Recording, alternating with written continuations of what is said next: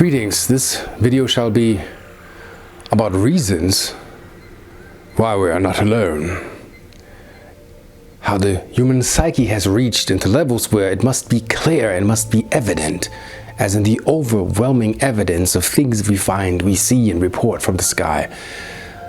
We are not alone, so let's face it. Every human on this planet is of extraterrestrial origin. The entire human race is part of a hybridization program that from the future aspects of you have created. Not all of us remember. There was the fall. We had several falls. You are also the ultimate GMO. You are genetically modified. There was a guy named Dr. Hayflick who found the Hayflick switch. We've been altered. And other scientists have concluded that after they investigated the Australopithecus africanus, Lucy, there were 11 alterations in the human genome that seemed unnatural, where genetic evolution does not do it. It's just like a jump and it's elsewhere. So if you look at the evolutionary stages and of what we are observing, and monkeys are not changing, many animals are not developing, and humans are so developed, one must wonder who's behind it. And that should be the title, but there's also a show that you should watch which explains where the human psyche went. It's called Who's Watching the Watchers. And I'll tell you what we as humans do. And now imagine that on a higher level, as in what extraterrestrials, as in future versions of you do. Not so alien, not so green, as everything is so foreign because it's so far away from you, pointing in towards the sky when you need to point at your heart, at yourself, into the future, seeing yourself. More refined bodies, more refined skulls, higher brain capacity, stabilized emotional body, yada, yada, yada. You know, there's a story of the Rigelian interference and them sending back grace back in time. It's not all bad. Higher developed species and civilizations, they are level 1, they are level 2. There's a higher committee, which is fact, that decides when a society is ready to go interstellar. With nuclear power, most certainly not. Atom or atom translation, which cannot be divided. Why are we splitting suns, still creating three-dimensional aspects and destructive life force instead of life-affirming energy and free energy? It's not so much the suppression, it's more the greed that runs this planet, and the ignorance of having more material makes you spiritually survive.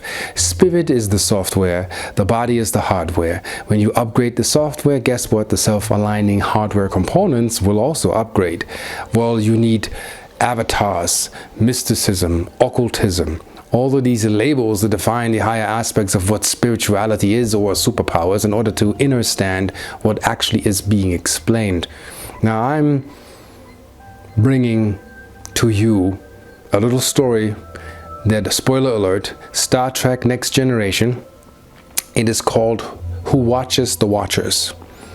And that explains the anthropological shock that you must have if you meet somebody who's a little bit more developed than you. And I'm saying a little. You can't even begin to imagine what 100,000 years would be. Let's say a couple of thousand years is enough to impress you to bits. There's another video I found on YouTube which describes one of the rare tapings of a tribe in the Amazon jungle that have never seen a white person. So it's beyond all the concepts and racism and everything that we think, and everything that we have designed in Western civilization is so far from them living with nature. And a French guy, I think it's like a tribe witnesses white man for the first time. Check it on YouTube. Amazing. They're ready to kill him because they don't know if he is a demon, a monkey, or if he can be a threat to the tribe, if he can contaminate the tribe, because there's something as in cultural contamination, which is now happening all over and over. Cultural contamination is if another species comes in with another culture, introducing other things, and the entire tribal spirit is being destroyed over time because the future technology kind of takes it away from the tribe. So we still have that on this planet. I think Earth by itself is an entire cargo cult of technology that once took place on this earth, has left with a promise to return, and we're all so confused and fragmented that we have created, mind you, 107,226 deities with a god title, religious beliefs, prophets, contactees, to the point that we're chosen ones.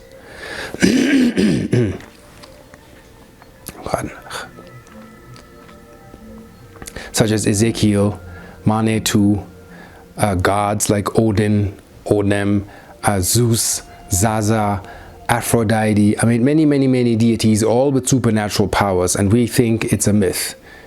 The human race is born in amnesia. We've become the myth. It's all mythological.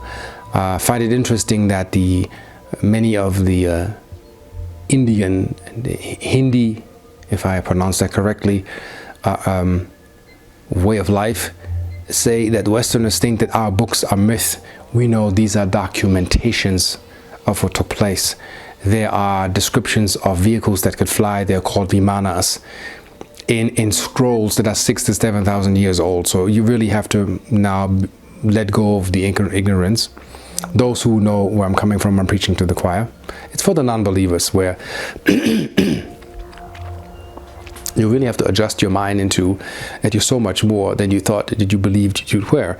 So to give you an understanding of how far we are, there's a show, based on Gene Roddenberry. Interesting, his name is Gene, so based on genes and gene codes. So I believe that if you go into genealogy and memory of cell memory of where we come from, everything that you have learned, splat, would just go to bits, and we will have to start from scratch, which I think is happening right now as we see systems folding and not really working. So, what does an anthropologist do? We go into the jungle. This is not all earthly matters, and then I will transfer that into cosmic matters. It's the same thing. We watch the tribe. With the technology that we have, binoculars and cameras and super scopes, that we can be way in the distance and way off course from where they can't smell us, can't see us or hear us. We, with our crude technology, disguise ourselves in the green bush, somewhere in a tree where nobody would suspect us because nobody's looking there and nobody's trained to look for it. So in these green leaves, you are the one with the scope studying the tribe. You are cloaked, you're staying hidden because you don't want to contaminate the tribe. And you make that a high rule, as in Star Trek, the higher directive. You don't make yourself visible because you want to prevent contamination of the tribe, because they see your technology, they see what you're equipped with and how you're observing them, and they will think that you're a god, and worship begins, and symbolism based on how you are dressed, what you're wearing, what you're bringing with you will be carved into wooden pieces and replicated into oral traditions, will be repeated, and when after you leave they say come back, you promise to come back, you're going back to your family, to your regular Western life, which is what the tribe doesn't know, and you who knows if you return.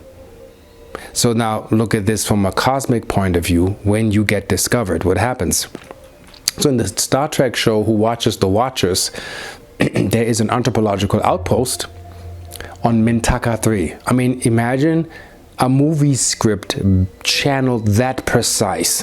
You can't be that creative to be so on point that it's in the Orion Belt, Al-Nilam, Al-Nitak, and Mintaka.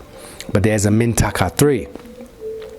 And according to the higher directive of the Star Trek people, the Mintakians are described as kind of like Vulcan, but more in a primitive state. Like imagine us, and then imagine somebody in the 1300s.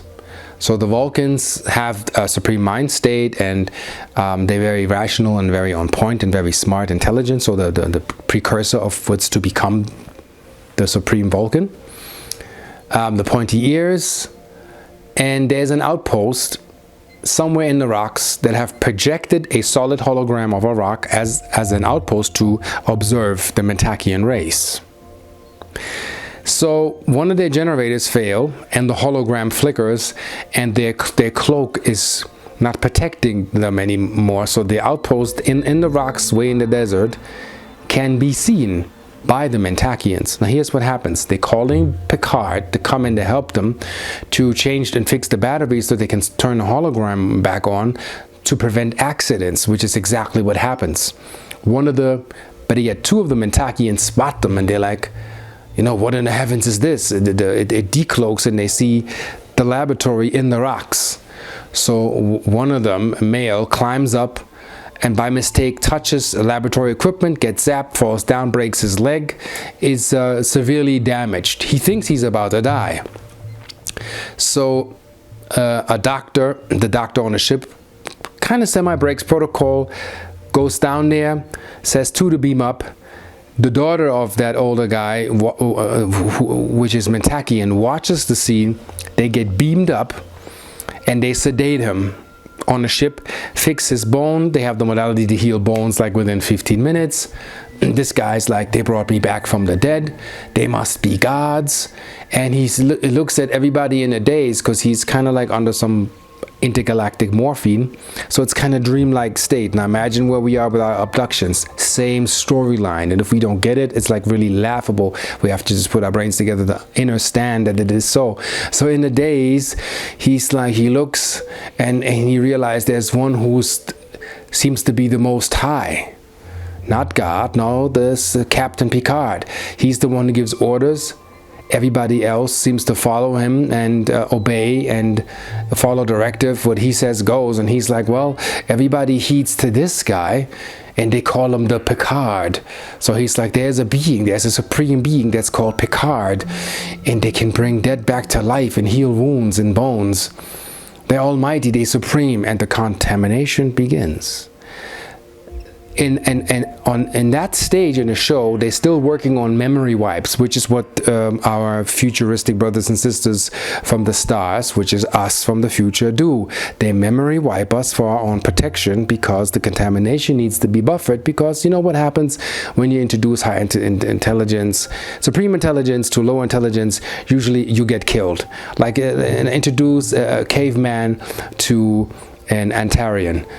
He would look different, he would be a threat to a tribe, they would club him down, eat his flesh, and triumph over, yeah, we eliminated the threat. So we're kind of like an insane asylum, emotional rehab center where every second person has a Uzi pointed at one another. So for the ETs, it's kind of like, You know, there was a case with the people coming from the reticular system in the 70s where they said that you shut down one of our ships, we're trying to retrieve the bodies, and we can't really talk to the government because basically you're shooting us down by aiming radar and whatnot you have developed at our ships, and that's a problem. So the hostile nuclear power, all we have shown is really not intelligence, and that we are ready to move forward as a civilization 1, forget about 2, to go interstellar. So also the way we channel new technology goes by allowance. There is something as an inertia field of thought patterns that if you are really in tune and up enough, which can reach autistic and almost schizophrenic levels, as in what you have to tap into order to channel that frequency and bring it in, and basically all arrows in your back. If it was Edison or Tesla, like at the beginning you had like everything against you. We still do, and we're still having to overcome that consciousness in order to meet our brothers and sisters. And contact is imminent. Bashar mentioned that 220 is put your vote in. Either you're about that, you're an experiencer, you can share that, you don't be afraid to be ridiculed, talk about it, get on camera, talk about it live, bring it up, show people that you have experience with that and how to handle the situation and bring that forth. And this is the time now, and this is the call. That's why I'm doing this. When people say, yeah, Ra, I've watched the videos, I've subscribed, and now you're wearing a Star Trek uniform, I cannot take this serious. This has a purpose why I'm doing this. This is to get into the feeling of what is being portrayed in a show, to really understand this is really taking place. So Picard, back to the show, is worshipped as a god, and I will not reveal more of that. You have to watch that. Who's watching the Watchers? Is Picard has to go to the leader of the Mentakians on Mentaka 3 and explain to him that he's not a god, that he's only a more developed human from the future, to stop the worship and the misunderstood sacrifice that they think they need to kill somebody in order to prove to the gods that they're worthy. And this is all basically the crap that we're in. We need to get out of that. Sacrifice is not necessary. Suffering is not necessary. The only thing that is necessary is the development of consciousness. So higher developed consciousness can step up the ladder of inner consciousness and self-awareness, and then we can meet ourselves from the future and make peace once and for all. And we can heal the fall, which is probably billions of years old. They say that the rough story of this earth is probably 300 million years. Let's add a little bit to the story to make this round. Which is what I believe is our story is 300 million years old. Earth used to be Tiamat. Everybody talks about Gaia. Nobody really knows Earth used to be a super planet. This fragment, Eridu, as in the Sumerian text, is a fragment of that super planet that cracked into many, many pieces. This is basically a clump that survived. And if you really look under how Earth formed, it's kind of like a wobbly egg. It's not like the round super planet that you see. It's a little bit of an illusion. Earth in real is kind of like a wonky kind of rock, you know, and it's not flat, sorry to say. Everything has depth. When you eat your burger, you open your mouth. You can't slide it in, right? So if you blow up a balloon, what happens to the balloon? It stays that way? Simple. So in order to breathe, you need volume. Well, if I flatten a room and I flatten the earth to a level where you can't breathe, life and existence wouldn't be possible. If I would be a slice of a millimeter thick, that still have volume, but I wouldn't be able to function and live. So I believe everything has volume. Flatness is an illusion of the mind as it projects outward. But for that, watch my flat earth video. So back to understanding that we are not alone, and we channeled those scripts like Gene Roddenberry precisely from the future to tell ourselves and disclose in our shows what's going on. You have to wonder why shows like Stargate also talks about ionic and photonic interaction between stargates and establishing of a wormhole and black hole dynamics. And they're using real physics to explain possible travels and science and technology and build replica and movie props that would do the job. Now go back into the 60s when Kirk had the flip phone. That wasn't a walkie-talkie, that was a prop. That was us projecting into the future, not so far, of how we would communicate. Now we can do that all around the world. We had the Motorola phones, which we believe Motorola kind of copied that from Star Trek. Star Trek had little desk monitors before the desktop computer. And I really fathom that. They created a screen built in a desk. I think there's a book about a documentary how they mimic the future. And they used the projector under the table, you know, these big movie projectors, and projecting against the screen, and the person who would sit in front of it would act as if the person is typing in anything, but there was nothing to be typed in. That didn't exist.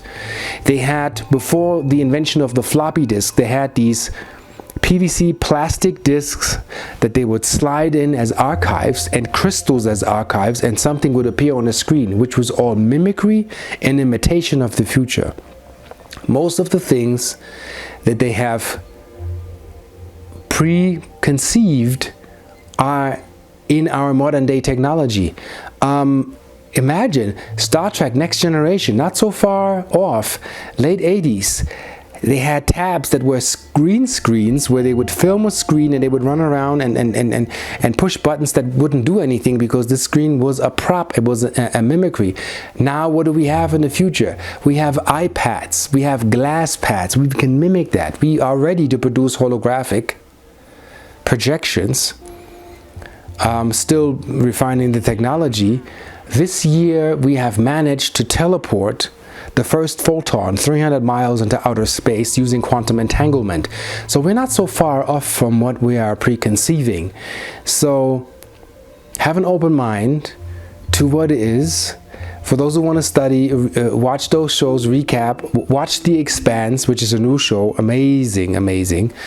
Watch many new shows that came out on Netflix, sci-fi shows, that have amazing concepts where people really go into the future, channel what's there. And Gene Roddenberry was a genius because a lot of stuff, I mean, how do you channel Telosians with bigger brains that can create illusions because they can influence your mind and your five senses, living underground in 64?